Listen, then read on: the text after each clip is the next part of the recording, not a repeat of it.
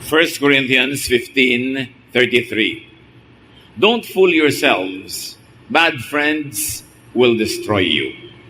Ang ating pag-aaral, pinamagatan natin, who the wise avoids. Sino ang iniiwasan ng mga matatalino, marurunong? Dear God, we thank you that you are knowledgeable, that you are wise, and we can partake of your wisdom. Papagliwanagin niyo po ang aming isip, turuan kami, at sa sandaling ito, kami po inyong pakalinisin, maging karapat-dapat tumanggap na inyong pagtuturo, pagtutuwid, pag-akay, pagpapalakas, at pagpapagaling. Be our preacher, be our teacher. Speak to your people, O God. Use your servant only as your instrument.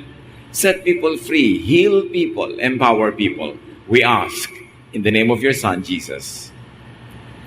Proverbs 1:8-9. My child, obey the teachings of your parents, and wear their teachings as you would a lovely hat or a pretty necklace.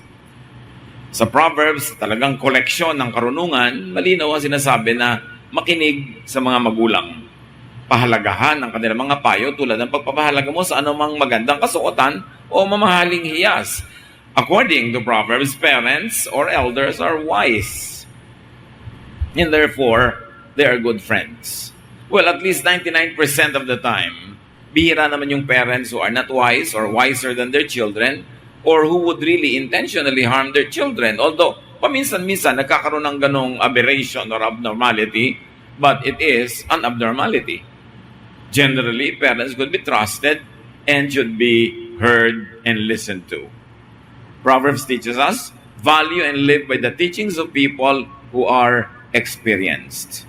Pag sinabing parents, it goes na mas matanda kaysa doon sa kausap, ibig sabihin lang experience. Lalo nung araw na ang karunungan associated with experience. Kailangan ma-experience mo para matutunan kasi wala pa naman na sobrang maraming available knowledge from the bookshelf or from institutions or from the internet like today. So experience is still very, very precious even now because people can actually only be more informed, but it doesn't mean that they become wiser. It takes a lot of time, it takes experience, trial and error to really be wise. So value and live by the teachings of people who are experienced. Sino sa paligid ninyo ang mga tao ang more experienced than you are in various fields of interest? Siyempre, mga area, you are more experienced, but there are many other areas where other people are better experienced than you are. So, live by the teachings of people who know you. Not only know you by information, but people who really care for you. Marami tayo kasing pwedeng kuhanan ngayon ng payo, ng katuruan, ng guidance, direction. But it's important for you to realize how much of your counselor really cares for you. Katulad ng halimbawa, kahit na lamang sa ordinary counseling encounter, may dalawang uri kasi ng counseling at dalawang uri ng counselor. Yung counselor na pag dumaing ka ng problema, pagka ikaw ay nagsabi ng mga kabigatan mo ng loob, ang ituturo sa iyo magtiis, magdusa, yung laging magpaapi ka. Pagka ganun ka napatapat na counselor at nakinig ka sa kanya, yun ang magiging ending ng buhay mo. May mga counselor naman na ang gusto niya, winner ka. Ang gusto niya, yung hindi ka nagpapaapi, although hindi ka naman tuturo ang mang-api. Yung hindi ka basta lang lagi nagtitiis, tuturuan kang baguhin, improve ng buhay mo. So, depende kung sinong counselor mo ang magiging takbo ng buhay mo if you listen to your counselor. So, ang tanong mo sa counselor mo, does the counselor care for me? Pwede kasi mangyari na yung counselor cares for her or for his reputation. Lalo pag pupunta ka sa religious or spiritual counselor, maraming counselor na ang kanilang image, ang una nilang inuuna na pahalagahan. Nasabihin nila, baka pag tinuruan ko tong taong to na mag-enjoy sa buhay, pag tinuruan ko siya na makalaya, pag tinuruan ko siya na paluwagin ang buhay niya, magmukha akong liberal, magmukha akong konsentidor, magmukha akong masama. So, tuturuan ko na lang siya nung kadalasang itinuturo. Magtiis ka, magtiyaga ka, magtimpi ka, para safe ako. Hindi ako malalagay sa alanganin na mukhang liberal ako. Pero ang totoo, tinulungan ko ba yung counseling? O in-improve ko lang ang aking self-image and image in front of people? Because a real counselor that you should listen to is the one who cares for you. Yung hindi ka laging ipapatalo. Yung hindi ka lagi na lamang isasakripisyo. Kasi may mga ganon. Of course, it makes them look good. It makes them look more godly. But do they really help you? Napakahalagang pinipili kung sino ang pinapakinggan. Kaya panalo tayo pag nakikinig tayo sa mga magulang natin. Kasi nga 99% of the time, mas matalino sila, mas experience sila, at mahal nila tayo. Hindi sila magpapayo ng ikatalulugi o ikakatalo natin needlessly. Sa pagpapatuloy ng Proverbs chapter 1, verses 10 to 14, don't be tempted by sinners or listen when they say, come on, let's gang up and kill somebody just for the fun of it. They're well and healthy now, but we'll finish them off once and for all. We'll take care of their valuables and fill our homes with stolen goods. If you join our gang, you will get your share. Ito yung banditry, robbery, nung araw, nangyayari pa rin ngayon. Pero, maraming equivalent itong paggawa na ito ng masama sa ating panahon. Hindi kailangang pukpukin mo yung tao, nakawan mo siya, patayin mo siya, para gawan mo siya ng masama. And so, think of the equivalent. Because there could be people who are influencing you and me to do evil to others. Maybe not as naked as killing somebody or robbing somebody, pero ganun pa rin ang effect na nakawan yung kapwa ng katahimikan, kapayapaan, o ari-arian, o reputasyon. May mga ganung magnanakaw pa rin ngayon. May mga ganung pa rin mamamatay tao. So, suriin natin kung yung pinapakinggan natin, doon tayo dinadala sa pagsira sa kapwa. Don't listen to people who convince you to do wrong, to hurt and damage others, to join in their evil projects. Pag may nadidinig ka, susuriin mo, mabuti ba ang payo? Maganda ba ang sinasabi? Is it fair to everybody involved in the situation? Tinuturoan ba niya kung gumawa ng masama para sa aking ganansya? Para sa aking tubo? Marami yun. O mandaya ka. Uy, nagtitinda ka pala ng manok. Ganitong gawin mo para madaya mo timbang. Yun ang equivalent yan ngayon. Nakakagawa ka rin ng masama sa kapwa. Nananakawan mo rin sila kasi nagbabayad pala sila nung pampabigat ng manok. Hindi yung manok talaga ang nababayaran nila. O kaya ay nakakasakit sila dahil sa inilalagay mo mga kung ano-ano. Nagtitinda ka ng karne na double dead, nagtitinda ka ng mga bulok, mga substandard, edi parang bumapatay ka rin ng tao. Kaya maraming equivalent ngayon, yung nandun sa Proverbs sa example. At ang tatanungin mo, itong nagbibigay sa akin ng payo, dinadala ba niya ako sa landas na gagawa ko na masama? Proverbs 1, 15 to 18, don't follow anyone like that or do what they do. They're in a big hurry to commit some crime, perhaps even murder. They are like a bird that sees the bait but ignores the trap. They gang up to murder someone, but they are the victims. Bihira na siguro sa atin ngayon ang nakakakita ng mga ibon na sinisilo, hinuhuli sa pamamagitan ng kung ano-ano mga traps. Pero imagine niyo, lalo nung panahon na sinusulat itong Proverbs, usong-uso yung maglalagay ka ng mga trap para sa ibon para mahuli mo siya at ang maluto mo siya. Kahit sa ating national dance ng araw na tinikling, pinalitan na yata ngayon yung national dance. It is about traps in the rice fields, mga kawayan, na pag nagkamali yung tickling bird ng tapak, sasara, maiipit ang paan nila, makakain sila, mahuhuli sila. Sabi, ganyan daw yung mga gumagawa ng masama. Gumagawa sila ng mga traps. At ang mga ibon, o kaya yung mouse na nakatingin siya dun sa inilagay mong trap, ang tinitingnan lang niya yung premyo. Ang tinitingnan niya yung mapapala niya, yung ganansya niya. Kaya nabubulag siya sa panganib. Again, maraming equivalent yan sa buhay. Pag tayo ay naakit nung premyo ng isang bagay na masama, nabubulag tayo dun sa bayad.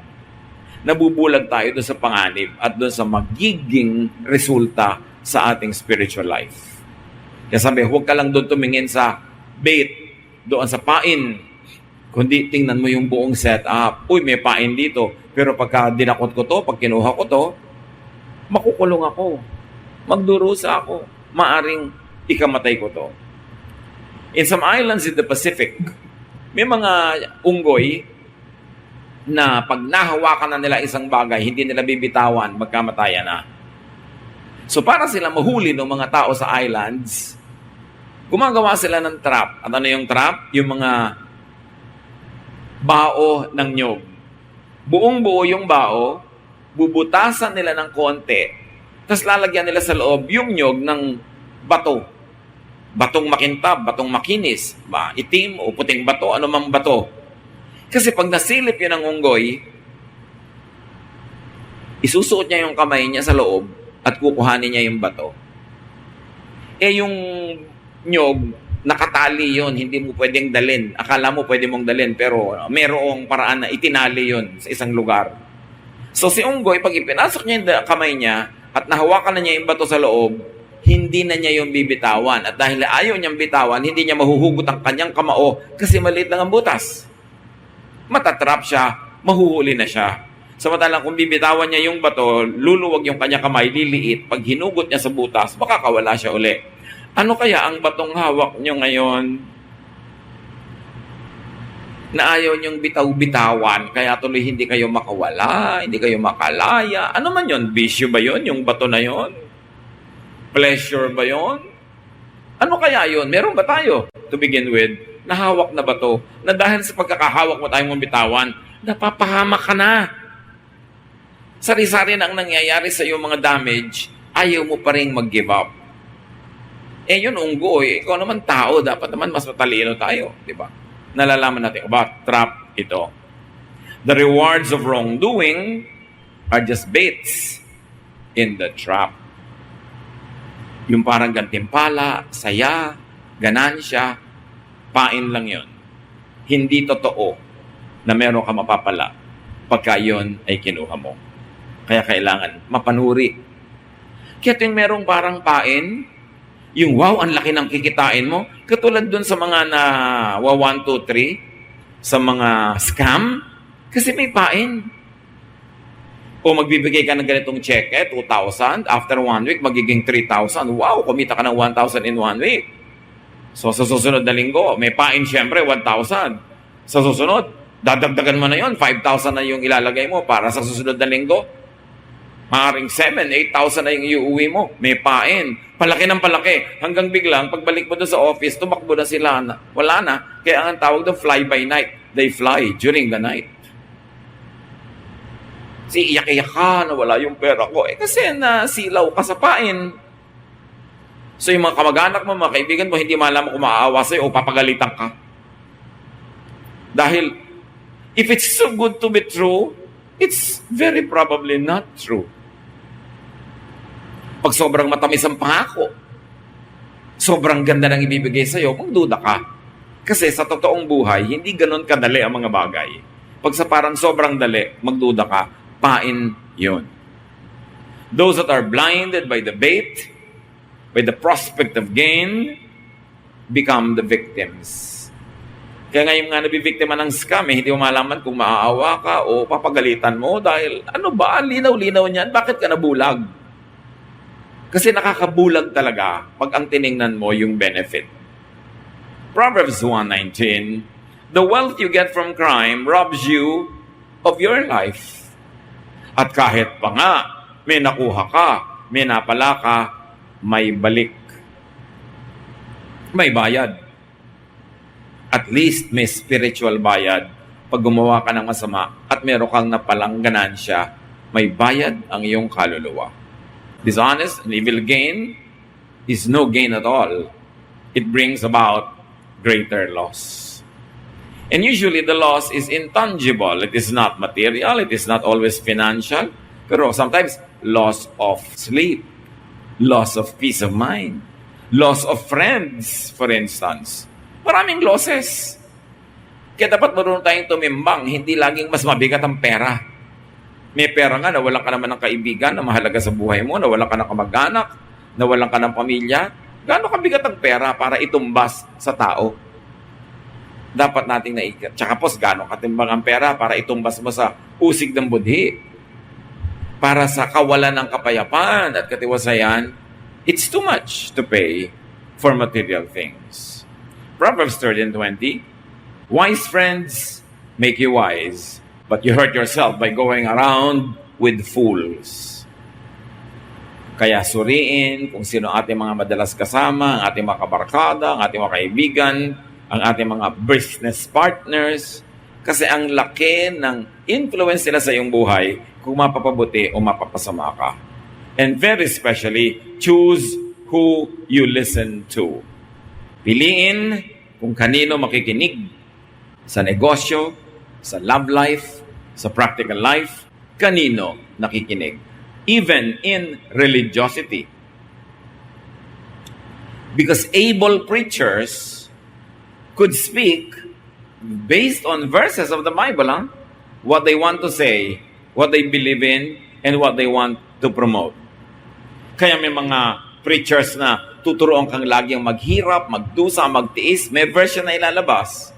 May preachers din naman na tuturuan ka na kung paano ang buhay ay ima-maximize mo, tulad ng ituturo ni Solomon, paano ka mag-enjoy nang hindi ka gumagawa ng masama, may verse din silang ilalabas. Kasi very interestingly, the Bible gives people a lot of choices. The Bible really gives people so much room to maneuver in. Kaya kung very conservative ang preacher, conservative ang preaching, conservative siyempre ang effect.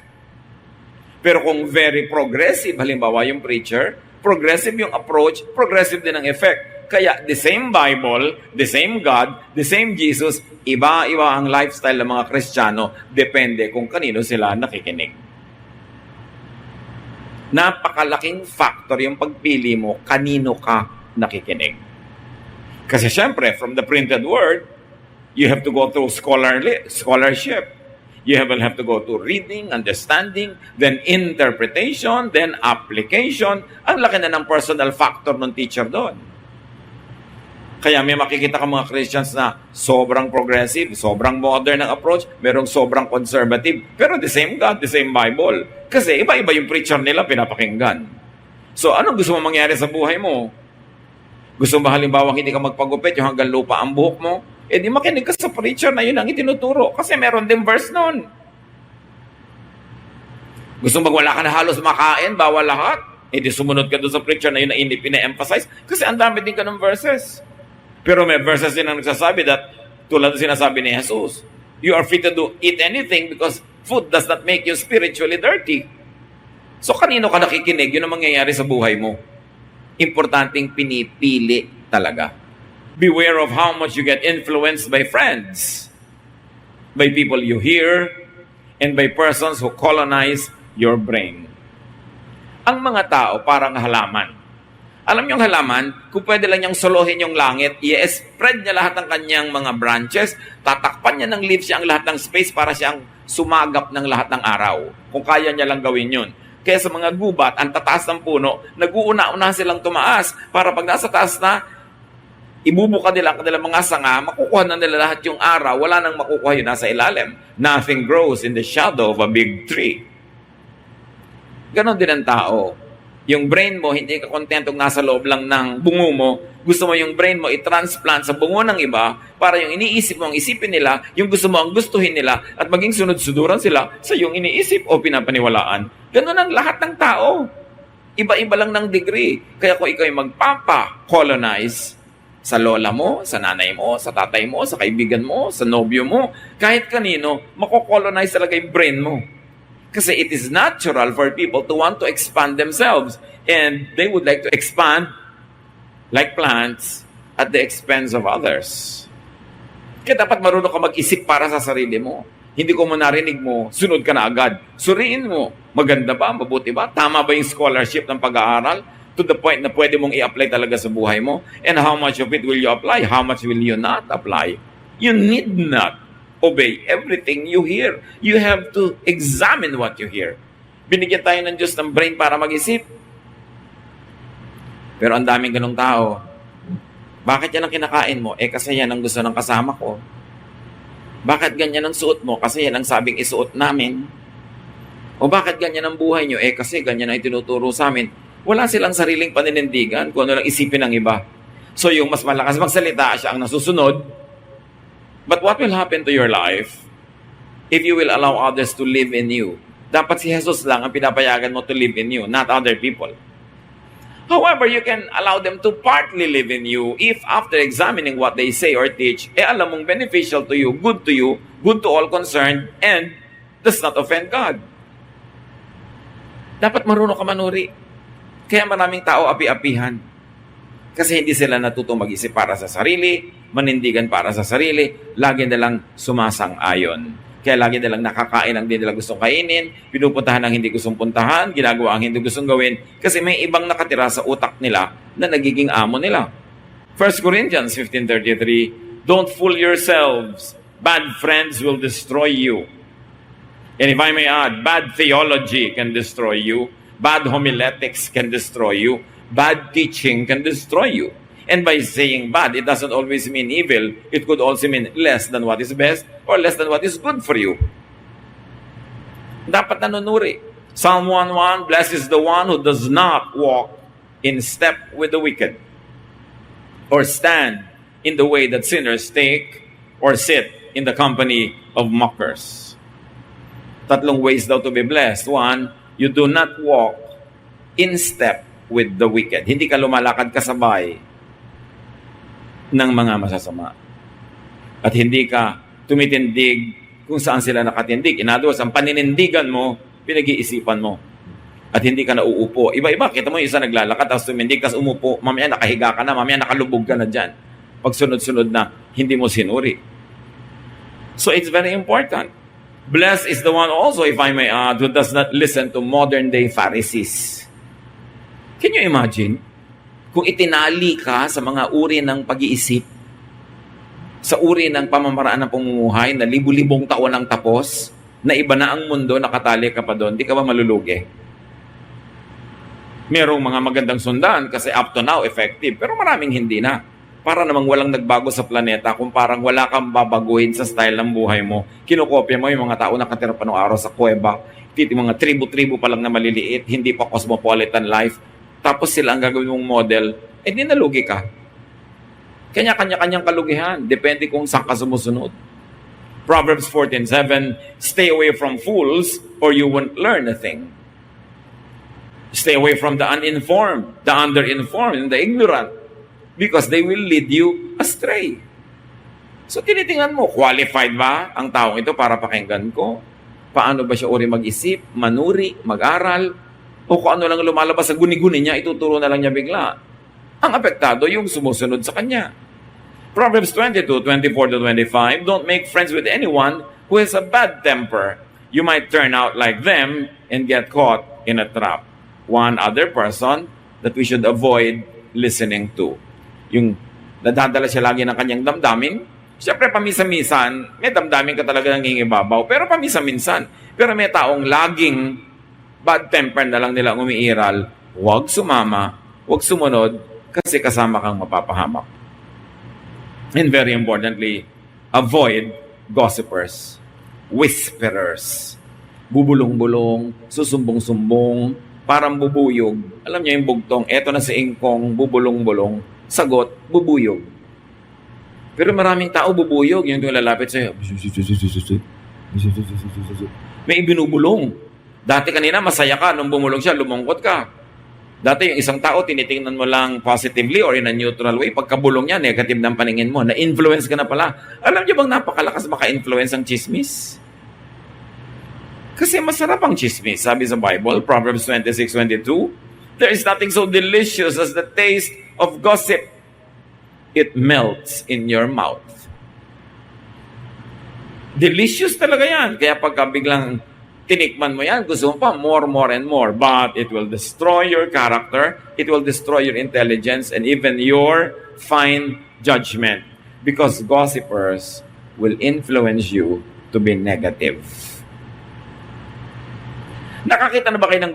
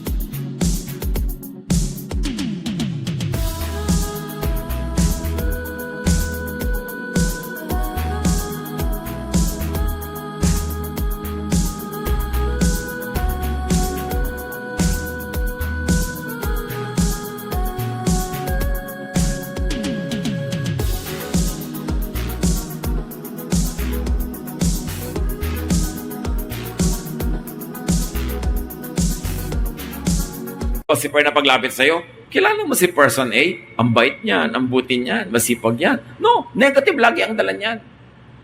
Kaya didilim yung paningin mo tungkol doon sa tao without even knowing the facts. Kaya dapat sabi mo, masamang espiritu, lumayo ka sa akin. Kasi talagang masama ang spirit ng nagchichismis. Binubulag ka, pinapasunod ka sa kanyang pananaw, at yung inis at galit siya, iinisin kanya at gagalitin din para makakampi kanya. Kaya kanya ini-influence.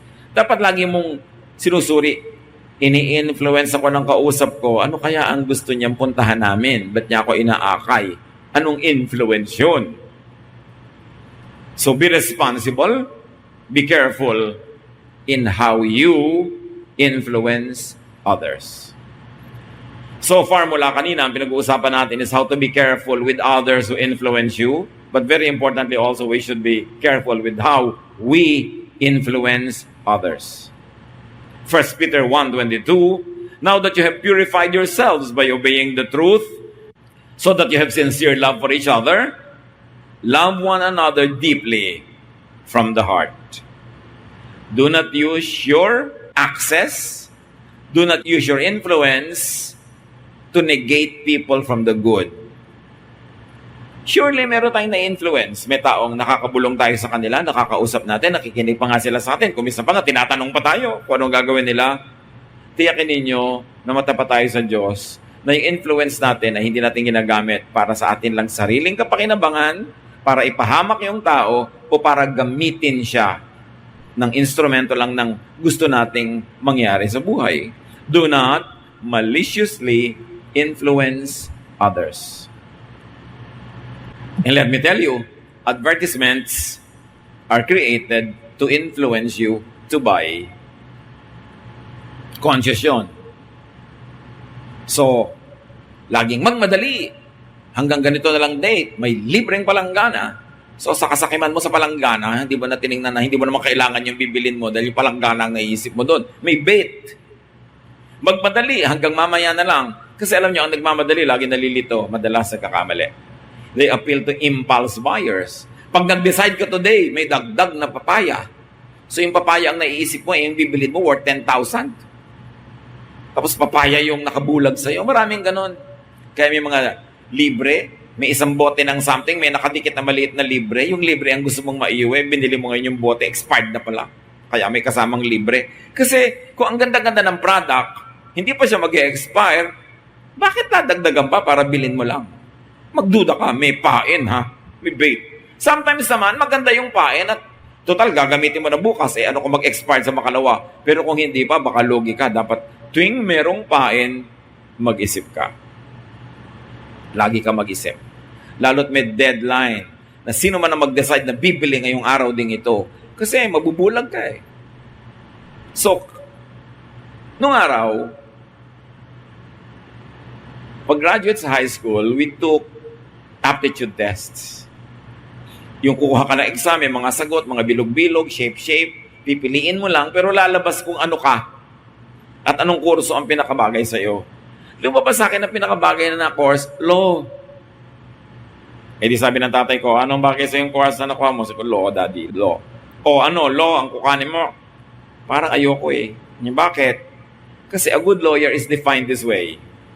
You are able to put in jail an innocent person or you are able to set free somebody who is guilty. Ang galing mong lawyer. Kasi ko parang ayoko yatang ganun. Hindi naman lahat ng lawyer ganun, pero ganun yung makitid na pananaw ko nung araw about law and the practice of it. Ang number 2, na lumabas sa akin, advertising. Totoo talaga dapat, una, lawyer ka o dapat nasa advertising ka. O bakit na naman ayoko ng advertising? Kasi ang magaling na advertiser, yung napapabili mo ang tao ng isang bagay na di niya kailangan. Nakaka-create ka ng artificial need. Na parang miserable siya pag wala yung product mo, bibili niya ito. Sabi ko, masyado yatang manipulative. Sabi ko, parang gusto ko na lang mag-masscom. Eh bakit naman masscom? Sabi tatay ko, kasi isa lang ang math. Yun lang. Sabi ko, anong yun lang? Eh kung ang dami-daming math, nangamote ako, di wala akong kwenta na math, di ba? Kailangan yung medyo meron akong chance. So in other words, susuriin mo, saan ka ba dinadala ng mga gusto mong puntahan? Gusto mo ba talaga yung destination na yon? Halimbawa, meron ka ngayong napupusuan dyan na kung sinong babae o lalaki. Tingnan mo yung pamilya. Anong pamilya ang papakasalan mo? Saan ka dadalhin ng taong ito? Sa pamilyang ubod ba ng gulo? Ubod ng tahimik? Ano ba? Gusto mo ba talaga yung magulo dahil mahal mo siya? Gusto mong ayusin yung buhay niya? Gusto mo talaga maging savior of the world? Anong gusto mo mangyari? Kasi dadalhin ka niyan kung saan. So dapat lagi kang conscious, saan ako dadalhin ito? Dapat sa church, yung mga tao, lalo ngayon, may freedom of religion naman, nakakapili ka kung saan ka sasali. May tanong ka na whether you ask it obviously or unconsciously. Ang tanong mo is, anong gagawin niya sa akin pag nag-member ako dito? Anong mangyayari sa buhay ko pag sumunod ako sa mga katuroan niyo? Anong gagawin niya sa akin? Dapat clear yun. Tulad ng may mga I love you, I love you, I love you. Oh, you love me? Anong gagawin mo sa akin pag minahal din kita? Saan mo ako dadalhin? Clear dapat. Kung ayaw mo yung pupuntahan, huwag kang sumama sa biyahe. So it's important pinipili ang pinapakinggan at sinusuri ang nadidinig. Parents, elders are especially to be wise. Mahalaga sa parents, wise. Parents, to be wise are to learn life lessons, to be able to become good friends of your children. Pagka mayroong gusto magpakasal, magsisimulang magpamilya, ang lagi ko kayo pinapayo, mag-aral kayong mabuti ng buhay, mag-aral kayo ng academic lessons, mag-aral kayo ng practical lessons, huwag kayong titigil mag-aral kasi magtuturo kayo ng mga anak. Ano ang ituturo ninyo? Are you going to produce slaves? Or are you going to produce free men and women? Magpo-produce ka ba ng anak na empleyado? Magpo-produce ka ba ng anak na business person? Or meron siyang sariling hanap buhay? Magpo-produce ka ba ng babaeng api-apihan? Siyempre, pag may anak kang babae, tinrain mong laging inaapi na, hindi ba lang kumikibo, payag ng payag? E di, magpo-produce ka pag nag-asawa siya, ganoon din ang papayag niyang mangyari sa buhay niya. Nagpo-produce ka ba ng mga anak na magiging api? Yung mga inaapi na, hindi marunong kumibo, hindi marunong mga tuwiran. Paano nangyayari yon? Eh kung hindi mo pinapayagan ng anak mo mga tuwiran, hindi mo pinapayagang hindi mag-agree with you, eh di kinreate mo siyang robot. If you want to prepare your children na may paninindigan, hindi sila dali-dali na lamang na inaapi ng iba, pag may pinapagawa ka, may inuutos ka, may tinuturo ka, pwede mong sabihin, anak, pag inutos ko sa'yo, gawin mo, wala kang choice. Pero pag sinabi ko sa'yo, anak, gusto mo ba ito o ayaw mo, pwede kang umayaw. Kasi tinatanong kita. At dapat pinapractice yung inyong mga anak na mga tanong na okay lang talaga sa inyo kung ayaw. O anak, pupunta tayo sa lamay ni Lola Bruning. Gusto mo ba sumama or not? 99% syempre ayaw. Ayaw ko po. O sige, diyan ka na lang sa bahay. Maghugas ka ng plato, maglaba ka, mamalansya ka, hugasan mo ang banyo, linisin mo ang garahe, paliguan mo mga aso. Sasama na po ako.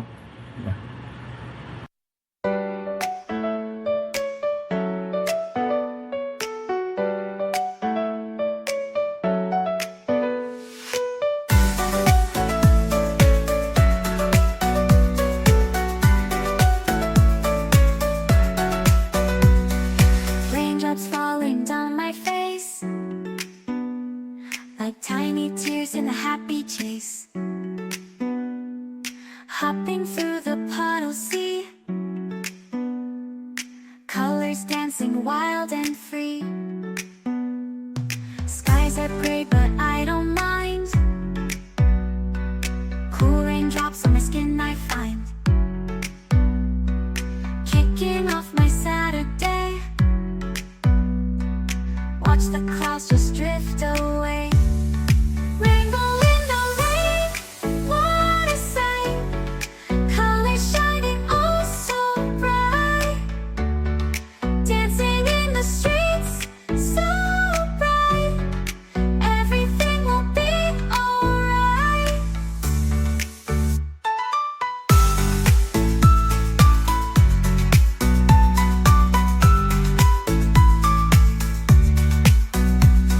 Umbrellas spin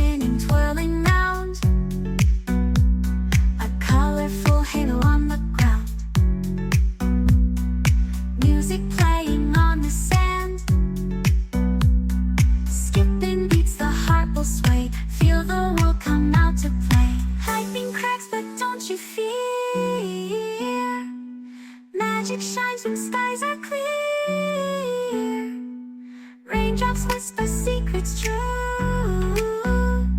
A hidden beauty shines right through. Rainbow in the rain, what a sight. Colors shining oh so bright. Dancing in the streets, so bright. Everything will be alright. Raindrops falling, sun peeks through. Rainbow magic, me and you. Smiling faces, hearts alight. Everything will be alright.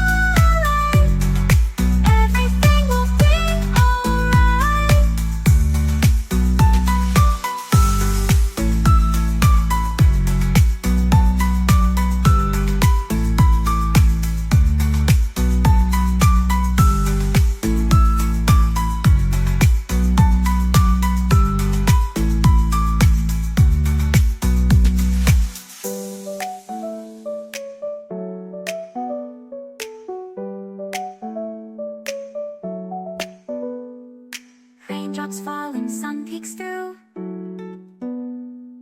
Rainbow magic, me and you. Smiling faces, hearts alight. Everything will be alright.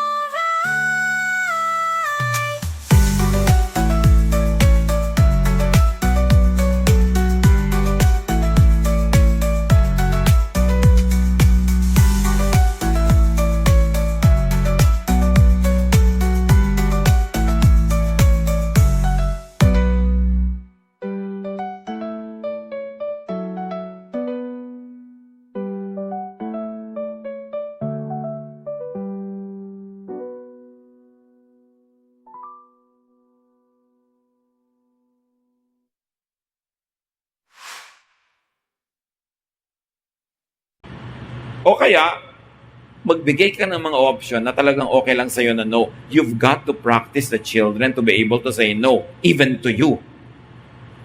Sasabihin lang, pwede kang mag-no sa akin, anak. Pwede kang mga tuwiran. Pwede kang hindi sumangayon. Basta polite. Polite. Magulang mo ko, hindi tayo magkaibigan, hindi tayo magkabarkada. Polite. At patapos mo mga tuwiran, sinabi ko pa rin, ito pa rin ang gagawin. Susunod ka dala na kita. Pero bibigyan kita lagi ng way to express yourself. And I can even change my mind when you're able to convince me. Pag nagpalaki kayo ng anak, hindi sila basta-basta mga pinangkapwa. Alam niyo kung bakit maraming Pilipino naapi, lalo nagtatrabaho abroad, namamasukan, kasi inapi natin sila sa mga sarili nating bahay.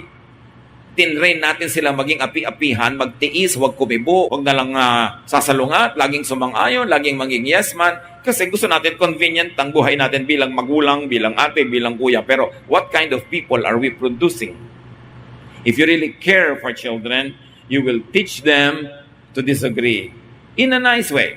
But to disagree, it's fine. They can have their own opinion. It's fine. Pero kung yung opinion nila is limited by their knowledge because they are young, you can correct them. And when you have to use authority, then use it. Only sparingly. Most of the time, reason should prevail. Lahat ng nakikita kong sobrang inaapi ng mga employer, ng mga kapwa, ng kung sino-sino, lumaki sa mga tahanang hindi sila tinuruang mga tuwiran kasi bawal sumagot. Okay lang sumagot, basta polite. At matapos kayong mag-usap, when a decision has to be made, it should still be the parent who is authoritative person to make the final decision. But even parents should be able to change their minds, if only to encourage your children na mga tuwiran. Laging polite, but it's alright. Binigyan tayo ng Diyos ng utak. You should prepare the children to become responsible adults and adults that respect themselves and will teach others to respect them too. Hindi yung para sila mga tau-tauhan. So it's important. Learn life lessons. Teach children to be able to say no. You know, only strong people can say no. 99% of the time, people will say yes kahit ayaw. Halika doon, samahan mo ko. Oh, sige na nga. O, punta tayo doon. No, sige na. Pero, kakainis naman, iyayap ako. Pero ano, mabubuhay ka laging gano'n ang ginagawa mo, ayaw mo? Kailangan may paninindigan. Proverbs 22:6, teach your children right from wrong. And when they are grown, they will still do right. So, ang pagtuturo sa formative years, then nababawasan, nakokontian habang lumalaki yung mga bata para marunong din sila mag-experiment at give them a chance to commit mistakes, basta hindi fatal, hindi malaki ang damage, matututo sila. Doon matututo ka na habang bata. Pag naturuan mo ng mabuti, kahit lumaki na yan, automatic na ang mga gagawin nila kasi nakaprogram na sa kanilang pagkatao kung ano yung tama at kung ano ang mali. So make sure, if you are going to teach children right from wrong, that you know right from wrong. Ang laking pananagutan na maging magulang, hindi lang yung biologically, nanganak ka, magulang ka na, kasi magpapalaki ka ng tao. Madaling maging tao, mahirap magpakatao, sabi ng matatanda. So, ang tuturo natin sa mga bata, magpakatao, maging isang kumpletong human being. But you cannot give what you do not have. Kaya duty ng mga nagiging magulang, ano man ang edad nila, na patuloy na mag-aral para may maituro silang mabuti sa kanilang mga anak. Ecclesiastes 7:25, as a leader, as a parent, as an elder, gayahin si Solomon. Nung binigyan ng Panginoon ng duty to become king, ang hiningi niya wisdom para ikabuti ng mga tao ang kanyang pangunguna. Kasi kung siya imangmang, hindi na pahamak lahat ng sumusunod sa kanya. Ecclesiastes 7:25, so, I decided to learn everything I could and become wise enough to discover what life is all about. At the same time, I wanted to understand why it's stupid and senseless to be an evil fool. Sabi na Ecclesiastes 7:25. Sabi ni Solomon, pinag-aralan ko lahat. Kasi hari ako eh. Dapat pag kailangan magpasya, marunong ako magpasya. Kailangan alam ko ang tama. Kung limitado ang alam ko, doon lang ako magpapaikot-ikot sa alam ko, di ang liit ng mundo. Kailangan palakihin ang mundo. At ang pagpapalaki ng mundo ay pagpapalaki ng utak, ng isip. Mas meron kang pananagutan sa kapwa, teacher ka, mag-aral ka. Elder ka, mag-aral ka. Importanteng may ibinibigay na mabuti sa mga sumusunod sa atin. Matthew 12:36, I promise you that on that day of judgment, everyone will have to account for every careless word they have spoken. When you speak, be a blessing. When you lead to the good, not to the bad. To the improvement, betterment of those who follow you or listen to you. At kung pwedeng idagdag, on that day of judgment, everyone will have to account for every careless word they listen to. Ano ang pinapakinggan? Anong mga TV programs ang pinapanood? Anong radio programs ang pinapakinggan? Anong mga babasahin ang binabasa? Anong mga post ang binabasa? Lahat yan makaka-influence sa atin consciously or unconsciously. Garbage in, garbage out. Do not let garbage into your mind because it will produce garbage. We have a responsibility to each other, especially to those who believe in us, who follow us, that we should increase our knowledge, increase our wisdom so that we can help them find a better life. Dear Lord, we thank you that you are wise, that you are our leader, you are our Father, and you want nothing but the good for us. Turuan mo kami, Lord, na manuri. Kung kami nakikinig, akala namin kayo ang may sabi, manuri kami, consistent ba ito sa inyong character? Will you, our loving God, really teach this or make us obey something like this? Teach us, Lord, to examine what we hear. Mga nadidinig namin, nakaka-influensya sa aming buhay, at turuan mo rin po kaming suriin ang aming sarili kung kami ay good or bad influence sa aming kapwa. Pagbulay-bulayan natin ito, ano ang kahulugan nito sa ating buhay? Manahimik ang lahat sa presensya ng ating Panginoon.